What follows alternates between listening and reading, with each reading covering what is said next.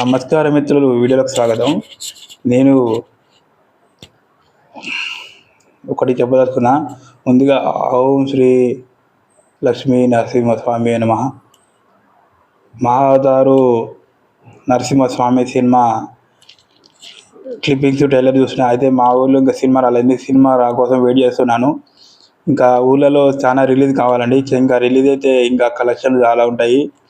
అయితే ఇప్పుడు మనం ఈ సినిమా ఫీల్ ఎట్లుందంటే, మనం అన్నమయ్య సినిమాలో కనుక ఆ క్లైమాక్స్లో కనుక స్వామి నిజంగా అసలు వెంకటేశ్వర స్వామి ఆ సుమన్ గారి రూపంలో, అమ్మవాళ్ళు హీరోయిన్ల రూపంలో వచ్చి నిజంగా స్వామివారు చేసిన అనే విధంగా ఎలాగ అనిపించిందో, ఈ మహావతారు లక్ష్మీ నరసింహస్వామి యొక్క కూడా అనిమేషన్ కూడా అలానే స్వామి ఆ అనిమేషన్ రూపంలో మనకు ఈ భూలోకానికి దర్శనమిచ్చారు. ఆ స్వామివారి దర్శనంతో ఈ యొక్క భూలోకం పరవశించిపోతుంది. ఆ స్వామి నారాయణుడు ఆ స్వామి మనం ధర్మంగా, న్యాయంగా, నీతిగా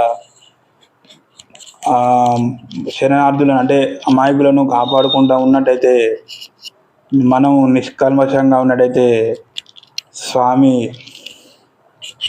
ఒక భక్తునికి అవతారం ఎత్తడం అనేది చాలాసార్లు జరిగింది. ఇప్పుడు గజేంద్ర మోక్షంలో గజరాజుడు అంటే స్వామికి ప్రతి ఒక్కరు సమానమే.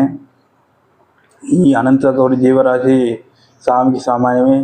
అది జంతువు అయినా, మనిషి అయినా, పక్షి అయినా.